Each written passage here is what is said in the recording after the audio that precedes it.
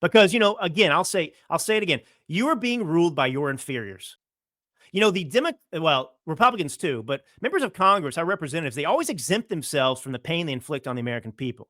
And I want to point out Obamacare as an example.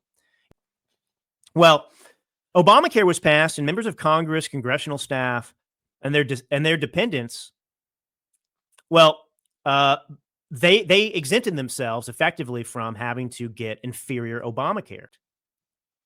And what these guys did is they accessed a FOIA request, Freedom of Information Act request, that showed that unnamed officials who administer benefits for Congress made false statements when they originally applied to have the House and Senate participate in DC's SHOP exchange, it was called SHOP, for 2014.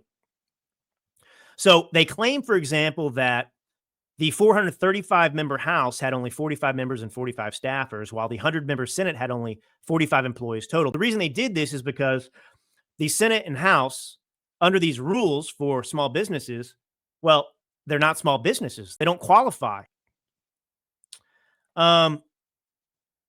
So they violated a number of laws to exempt themselves and give themselves other health care that was better than what they forced on the American people with Obamacare, with the Affordable Care Act.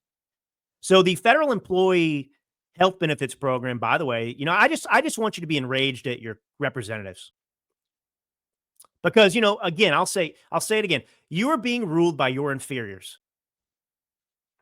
So if you did this as an ordinary citizen, you'd face fines of up to 3 times the amount drawn from the Treasury, so $36,000 a person, or up to 20 years in prison.